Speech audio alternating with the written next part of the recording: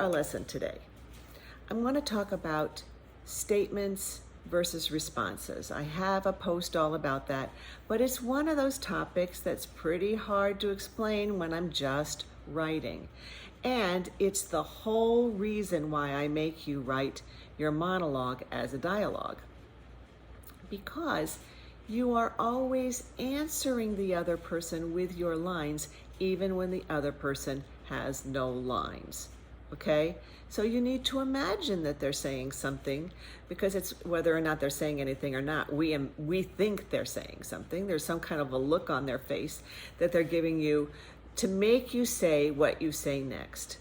You don't memorize a speech when you're doing a monologue. That's not what your character has done. So you don't want to look like you're memorizing a speech. You're saying what you think needs to be said in the moment, and you're making it up on the spot. What I'm using for an example today, but these techniques can be used on any kind of acting that you do. But today, just for simplicity's sake, I'm going to use a commercial. It's a commercial for Coffee Mate. Here's the commercial. I was crazy. I was dead wrong. I never used Coffee Mate. I thought it was a kind of substitute. You know, something you use when there's nothing else around. But now, I wouldn't substitute anything for Coffee Mate. You can forget milk. There's no doubt Coffee Mate tastes creamy, rich. It just makes a great cup of coffee. Maybe you don't believe it, but that's okay. I didn't, but then again, I was dead wrong. Now, I did the best I could just to make all of those sentences statements, so you can see what that looks like, okay? I'm just saying this is the way it is. That's what a statement does. A statement lands right on the floor. Okay? It doesn't go back into the other person. That's why I want you to write your monologue as a dialogue. So let's just go through that. Let's come up with a little scenario of what might be happening.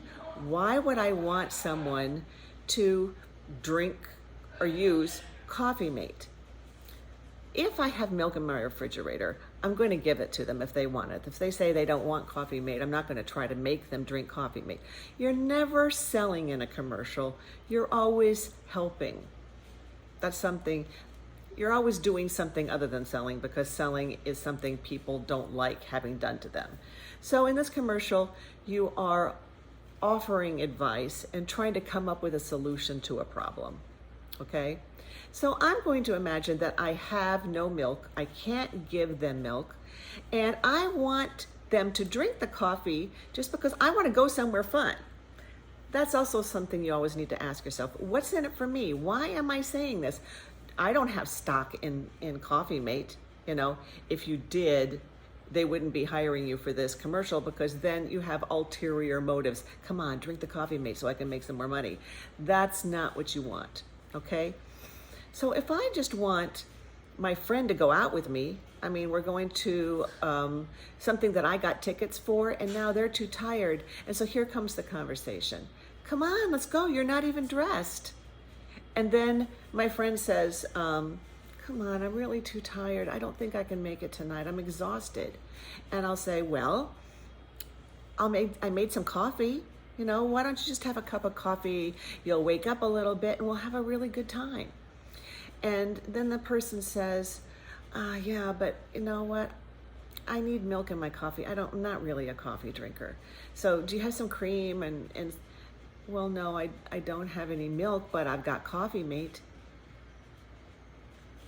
And they say, Coffee Mate? Why are you giving me that powdered stuff? You told me you hated that. And then I'll answer them going into the script, okay? So now here's the difference. You told me you hated that stuff.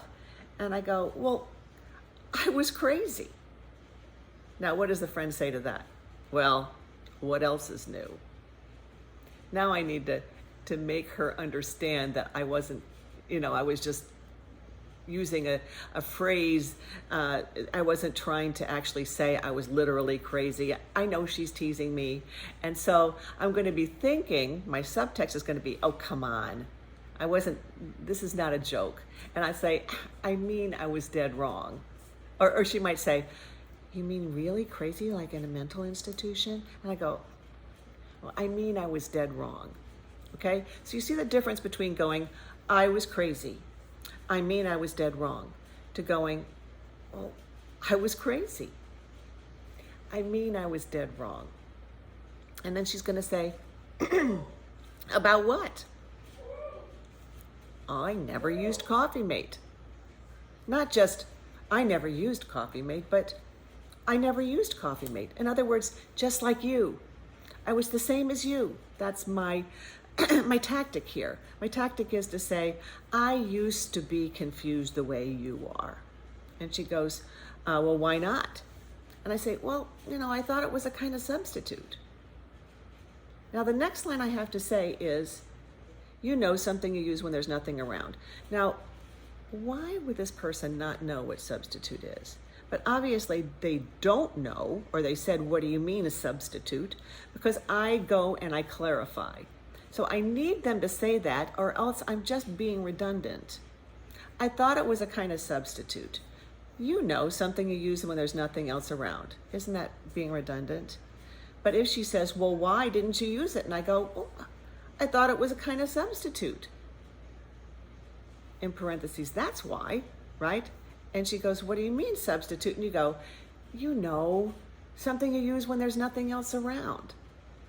So when somebody doesn't understand what you mean, and they ought to, there has to be a slight bit of, come on, you know what a substitute is. Something you use when there's nothing else around. So then she's going to say, so what happened? Now, this is the line in commercials. It's always there. There's always this transitional line between the before, when I was so confused, and the after, when it's like, thank God I'm not crazy anymore. Okay? So she says, so what happened? And I go, well, now I wouldn't substitute anything for Coffee Mate. And so there's a big relief almost when you do that transitional line in a commercial. And you're trying to show her you could have this happy feeling in you too, this relief. I wouldn't substitute anything for Coffee Mate. And then she's going to say, come on, I'll just go downstairs and get some milk. And I go, no, you can forget milk.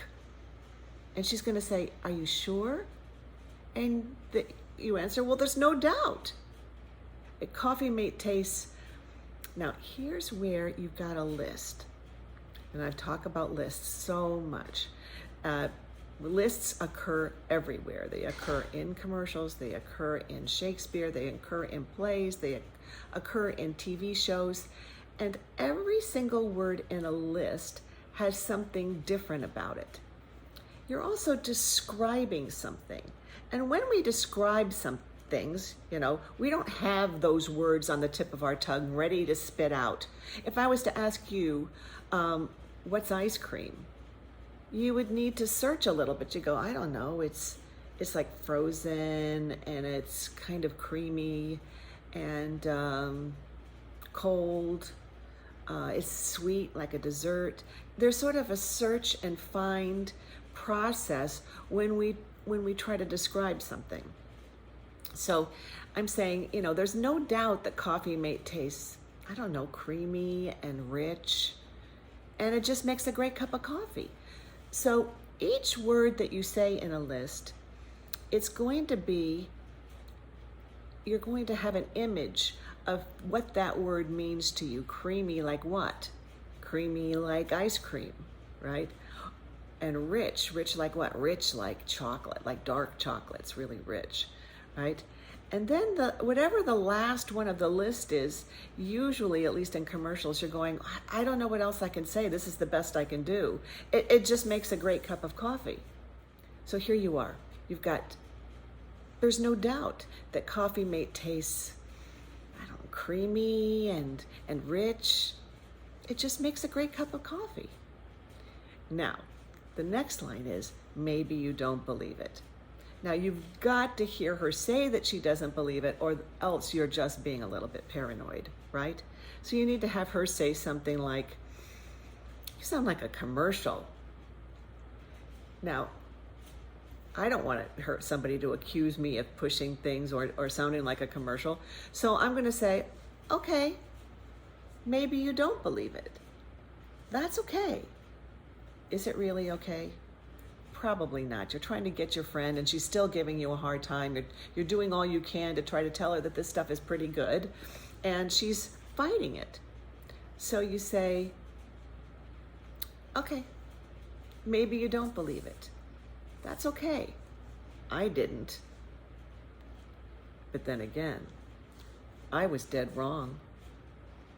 So in other words, you're saying, it's okay with me if you don't want to believe it because you're wrong. There's a little twist there at the end. There's that little kind of tease at the end of going, okay, you want to be wrong, go ahead and be wrong. Fine with me. So, do you see the difference between having every single one of those lines responses and just reading the lines off the page and letting them all be statements? It makes the difference. It's night and day. So, if I start off this commercial pretending that I hear that other person say, you told me you hated that powdered Coffee Mate stuff. Why are you eating it now? And you go, well, I was crazy. I mean, I was dead wrong. I never used Coffee Mate. I thought it was a kind of substitute. You know, something you use when there's nothing else around. But now, I wouldn't substitute anything for Coffee Mate. Oh, you can forget milk. There's no doubt that Coffee Mate tastes, creamy and rich. Well, it just makes a great cup of coffee. Okay, maybe you don't believe it. That's okay. I didn't. But then again, I was dead wrong. So, are you getting this at all? Answering is always going, yes, but, or no, come on, or, well, that's because, or, come on, you know what I'm talking about. You're responding. Your line depends on the other person's line. And if you don't give that other person a line, you're just talking at them. And, I have another video all about that. So it's about responding, about coming back with an answer. I'll see you all again soon. Look for my next post about signing up for the Zoom classes if you would like to be a part of it. I love teaching the students that I've met here on Zoom. The classes are so great, and I'm seeing people get better and better all the time, and that makes me very happy and very excited.